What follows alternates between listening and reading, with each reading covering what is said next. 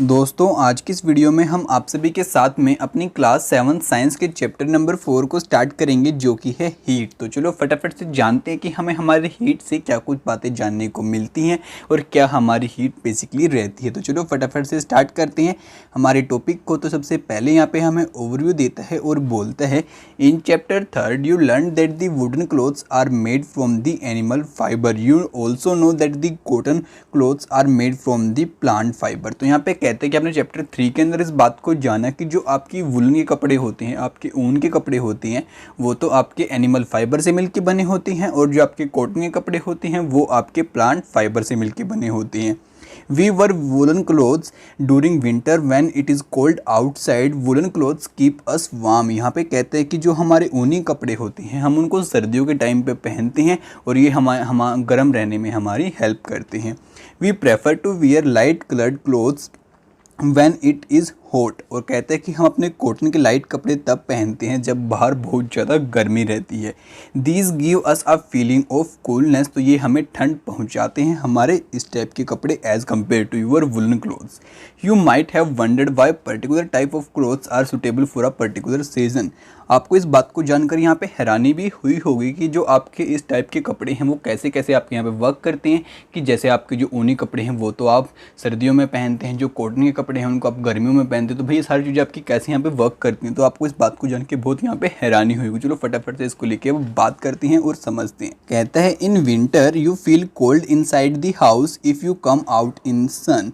You feel warm in summer, you feel hot even inside the house. How do you know whether an object is hot or cold?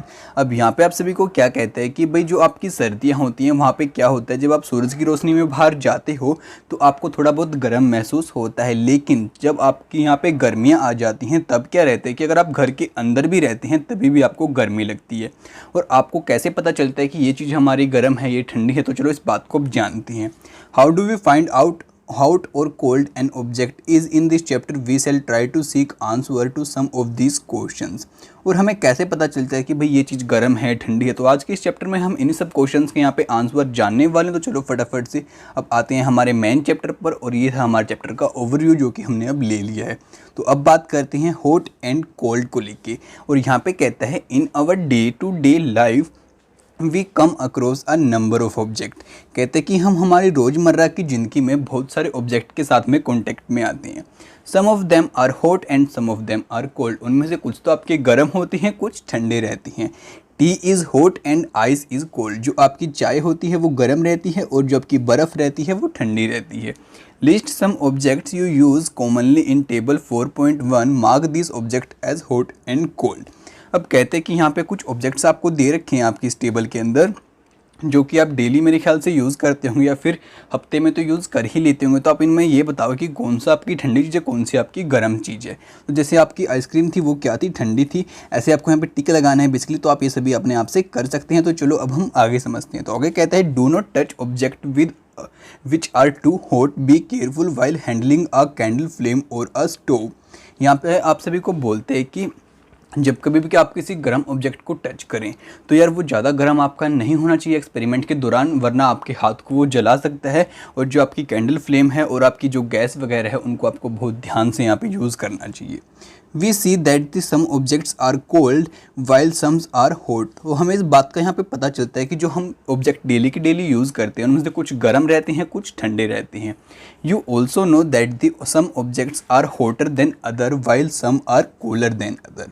और इस बात का भी हमें पता चलता है कि जो हमारे ऑब्जेक्ट होते हैं, जैसे आपका ये हॉट है तो इससे बहुत ज़्यादा हॉट आपका दूसरा ऑब्जेक्ट है, ये आपका कोल्ड है तो इससे कुछ ज़्यादा कोल्ड आपका कोई दूसरा ऑब्जेक्ट है। तो ऐसा भी कुछ आपका सीन यहाँ पे रहता है। How do we decide which object is hotter than the other. और इस बात का हमें कैसे पता चलता है कि भाई ये जो ऑब्जेक्ट है ये ज़्यादा गर्म है इस ऑब्जेक्ट के कंपैरेटिव में। We often do it by touching the object but it our sense of touch reliable. यहाँ पे कहता है कि इस बात का पता हमें उस ऑब्जेक्ट को टच करने के बाद पता चल जाता है, पर क्या जो हमारी टच की सेंस है वो रिलायबल है, हम उसके ऊपर भरोसा कर सकते हैं हमारे जो हैंड की टच की सेंस है? Let us find out. तो चलो इस बात को यहाँ पे जानने की कोशिश करते हैं इस एक्टिविटी के जरिए। तो आपको बहुत कुछ नया यहाँ पे जरूर सिखाएगा। चलो फटाफट इसको समझते हैं। तो अब इस एक्टिविटी के अंदर आप सभी को कहता है take 3 large mugs, label them as A, B and C, put cold water in mug A, hot in the water mug B, mix some cold and hot water in a mug C. यहाँ पे आपको क्या कहते हैं कि आप एक काम करो, अपने कोई भी ऐसे 3 मग लो, जैसे आपको यहाँ पे दिखा रखे हैं। एक मग के अंदर आप क्या करो, अपना ठंडा पानी डालो, बी वाले के अंदर आप अपना गर्म पानी डालो, और जो आपका सी वाला मग है इसके अंदर दोनों के दोनों पानी को मिक्स कर दो, यानी कि आपका गुनगुना पानी यहाँ पे बना लो। अब कहता है कि make sure that the water is not so hot that you burn your hand, और जो आपका गर्म पानी यहाँ पे आपने लिया वो ज़्यादा गर्म यहाँ पे नहीं होना चाहिए, वरना वो आपके हाथ को भी यहाँ पे जला सकते हैं। तो आपको इस बात का भी यहाँ पे ज़रूर ध्यान रखना है। अब आगे कहते हैं some cold and hot water in mug C, now dip your left hand in mug A and right hand in mug B. फिर कहता है कि जो आपका लेफ्ट हैंड है उसको तो आप अपने मग ए के अंदर डुबा दो, और जो आपका दूसरे वाला राइट हैंड है उसको आप यहाँ पे डुबा दो अपने हॉट वाटर के अंदर, जो कि आपका मग बी है। After keeping the hand in the 2 mugs for 2-3 minutes, put both the hand simultaneously in mug C. उसके बाद कहते हैं कि दोनों के हाथों को कुछ टाइम तक वहाँ पे रखने के बाद दोनों मग्स के अंदर, यानी कि 1-2 मिनट के बाद वहाँ से निकालो, और जो आपका मग नंबर सी है उसके अंदर दोनों के दोनों हाथों को डाल दो। Do the both hands get the same feeling, क्या जो आपके दोनों के दोनों हाथ हैं वहाँ पे बिल्कुल सेम फीलिंग आपको देखने को मिलेगी? तो जी नहीं, ऐसा नहीं होगा। Boojho says my left hand tell me that the water is mug C is hot and the right hand tell me that the same water's cold. तो देखा बोजो के साथ यहाँ पे क्या सीन होता है कि जब वो वहाँ पे ट्राई करता है कि भाई अब क्या हुआ, तो उसके साथ में ये फीलिंग आती है कि जो उसका एक हैंड था वहाँ पे तो उसको कोल्ड फीलिंग आती है, और जो दूसरे वाला हैंड था वहाँ पे उसको हॉट की फीलिंग आती है, जबकि जो वाटर था वो क्या था, गुनगुना पानी था। व्हाट शुड कंक्लूड, तो इससे हम क्या बात यहाँ पे कंक्लूड कर सकते हैं? Bozo confusion shows that we cannot always rely on our sense of touch to decide the whether an object is hot or cold। तो इससे हमें ये बात समझ में आती है कि हम अपने जो हमारे सेंस होती है हमारी ऑब्जेक्ट को टच करके बताने की कि भाई ये गर्म है, ये ठंडा है, इससे ज़्यादा गर्म है, हमें उसके ऊपर हर टाइम भरोसा नहीं करना चाहिए। हम भरोसा कर सकते हैं कुछ एक्सटेंट तक, लेकिन बहुत ज़्यादा भरोसा हमें नहीं करना चाहिए। समटाइम्स इट मे डिसीव अस, और कुछ बार वो हमको गलत सूचना भी दे देती है। Then how do we find out hot an object really is, तो अब हमें इस बात का कैसे पता चलेगा कि भाई ये ऑब्जेक्ट कितना ज़्यादा गर्म है? A reliable measurement of the hotness of an object is its temperature. Temperature is measurement by device called the thermometer। तो कहते हैं कि सबसे अच्छी जो हमारी टेम्परेचर मापने की चीज़ रहती है वो रहती है आपकी जो हमारा जो मतलब कि जो हॉट और कोल्ड मापने की चीज़ रहती है वो रहती है टेम्परेचर, और जो टेम्परेचर है उसको हम थर्मोमीटर की हेल्प से मापते हैं। ठीक है, अब आगे आपको बताता है 4.2 के अंदर मेजरिंग टेम्परेचर। तो अब देखते हैं कि हम अपने टेम्परेचर को कैसे माप सकते हैं।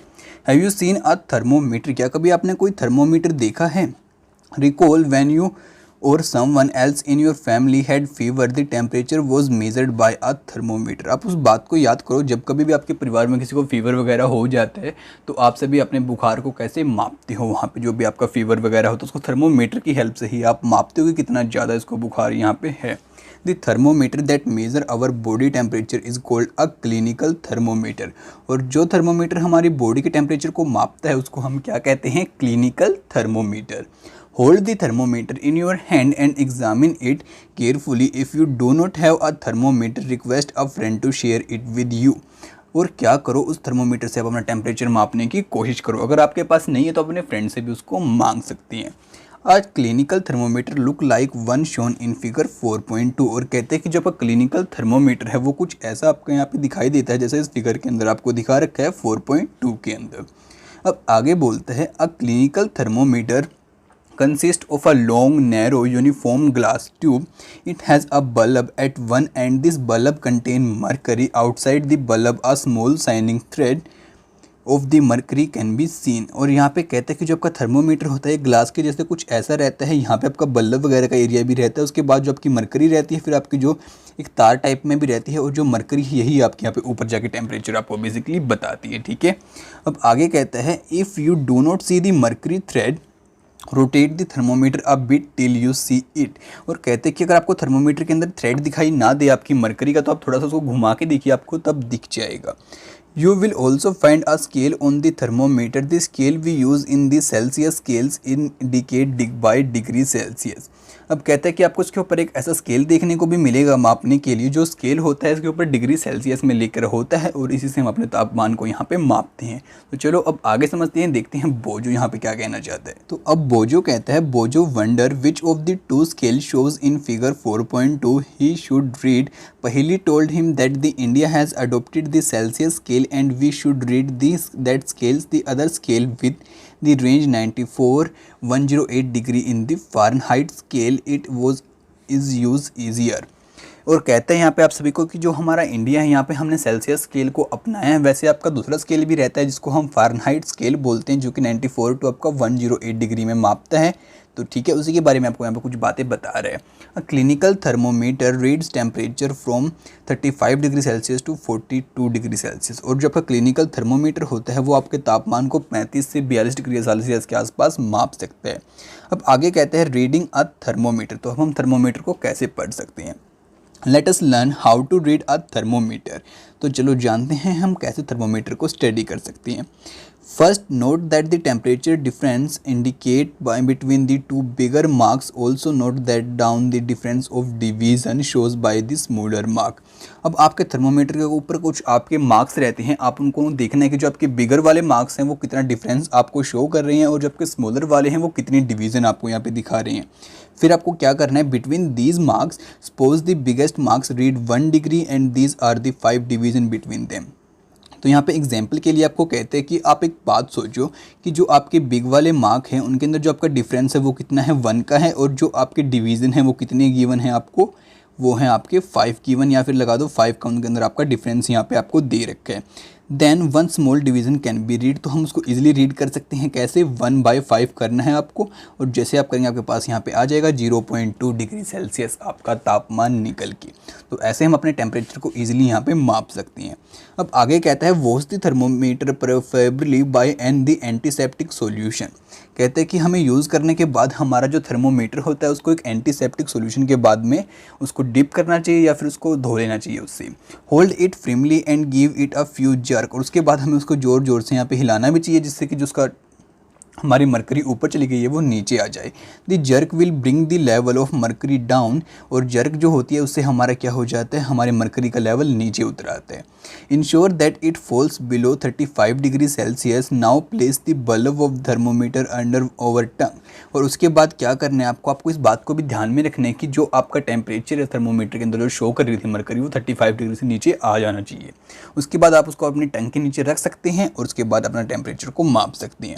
After 1 minute take the thermometer out and note the reading. उसके बाद 1 मिनट के बाद थर्मोमीटर को बाहर निकालो और अपनी रीडिंग को लिख लो। This is your body temperature.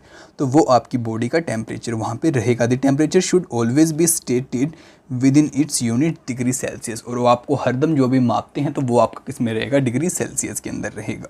अब आगे आपको दिखा रहा है कि ये लड़की अपने टेम्परेचर को यहाँ पे माप रही है। अब कुछ बातें आपको यहाँ पे बताना चाहते हैं प्रिकॉशंस के अंदर। Precautions to be observed while reading a clinical thermometer. जब कभी भी आप किसी क्लिनिकल थर्मामीटर को पढ़ें तो आपको इन सभी बातों को अपने माइंड के अंदर जरूर यहाँ पे रखना है, ठीक है। तो चलो इन बातों को फटाफट से जान लेते हैं एक बार। तो अब यहाँ पे कहता है thermometer should be washed before and after use preferably with N antiseptic solution. हम जब कभी भी थर्मोमीटर को यूज़ करें तो हमें क्या करना है, सबसे पहले उसको वॉश करना है और यूज़ करने के बाद भी वॉश करना है। किसके साथ में, एंटीसेप्टिक सॉल्यूशन के साथ में। उसके बाद सेकंड पॉइंट में बोलता है ensure that before use the mercury level is below 35 degree Celsius. कभी भी अगर थर्मामीटर को यूज़ करें तो जो आपकी मरकरी का लेवल है वो आपका 35 डिग्री से नीचे रहना ही रहना चाहिए।